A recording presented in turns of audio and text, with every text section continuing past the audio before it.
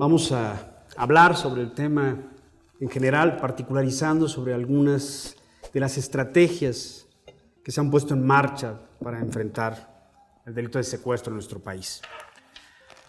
Platicábamos hace un momento con Sergio y con Josefina Ricaño de Nava de cómo el secuestro tiene mucho que ver con las prisiones, de cómo las grandes bandas de secuestradores empezaron como asaltacoches, como robacoches, continuaron como ladrones en casa habitación, ingresaron a prisión, se especializaron en prisión, se fugaron y se convirtieron en estas grandes bandas, las famosas, las que operaron en los años 90.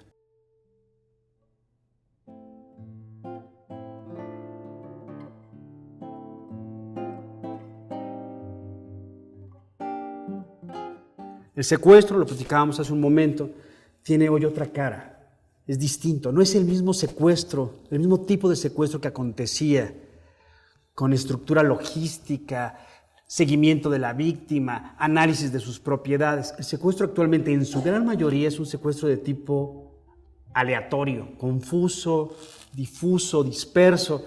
Secuestran a veces por un día, no en casas de seguridad, sino en las cajuelas de los coches, piden montos que llegan a veces a ser de 5,000, 10,000 pesos. Son las bandas atomizadas, dispersas en buena parte, que están tratando de reposicionarse.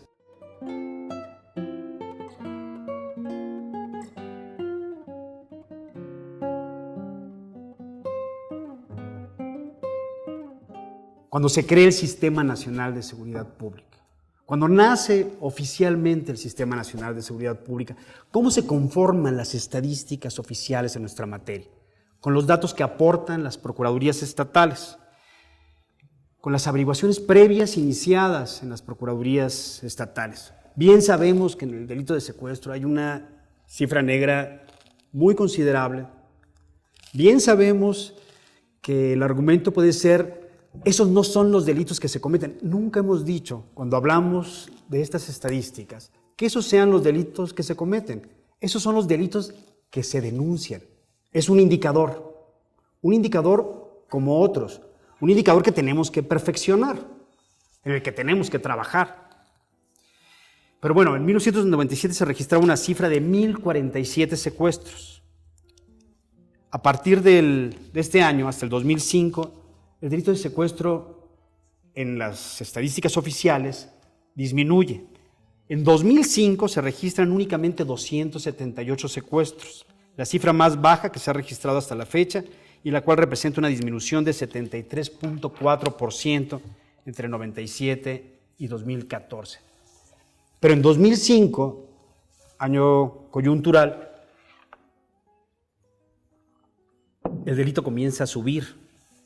Se observan cifras con una fuerte tendencia a la alza, es como una V, baja y vuelve a subir, que se mantienen hasta el 2013, año en que se registra un total de 1,698 secuestros a nivel nacional, la cifra más alta registrada en la historia del país, en el periodo de análisis, que representa un aumento del 131.7% entre 2005 y 2013.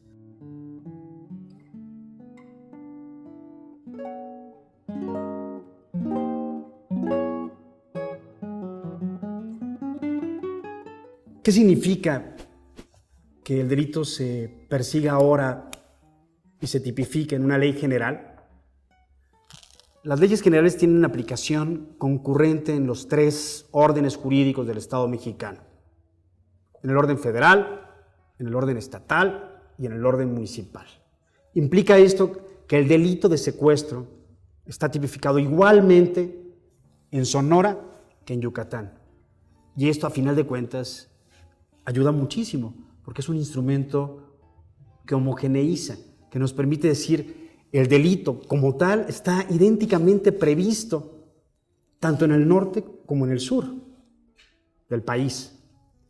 Este artículo 9 de la Ley General define diferentes tipos de delito. Y aquí tenemos ya una cuestión a trabajar. ¿De qué hablamos cuando hablamos de un secuestro? ¿Cuál es el secuestro que todos conocemos y que representa el núcleo de nuestras preocupaciones? El secuestro del que habla el apartado A de ese artículo 9, el secuestro extorsivo, el secuestro que implica la privación ilegal de la libertad con el propósito de obtener un rescate.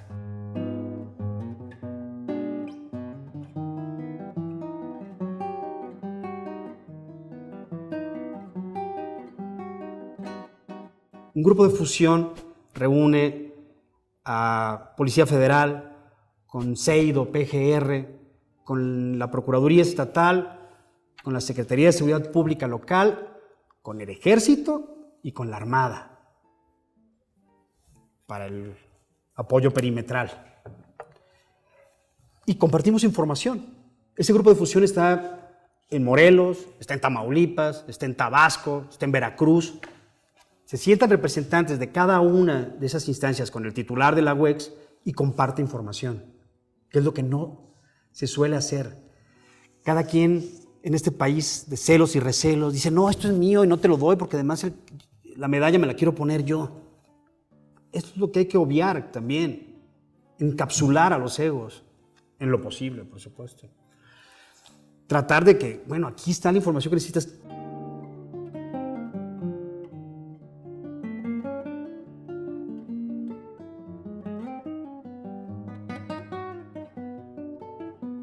Esta pregunta que nos hemos planteado todos y que yo creo que tiene respuestas claras en última instancia es ¿por qué se incrementan de tal manera los delitos a partir del 2006, 2007, 2000?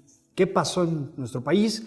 Que veníamos de una disminución clara en homicidios y en otros delitos y de pronto para arriba.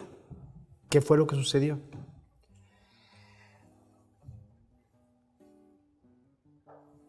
Se planteó mal, pésimamente mal, algo que ni siquiera deberíamos llamar estrategia. No había estrategia. Se subvirtió el orden constitucional en la administración anterior.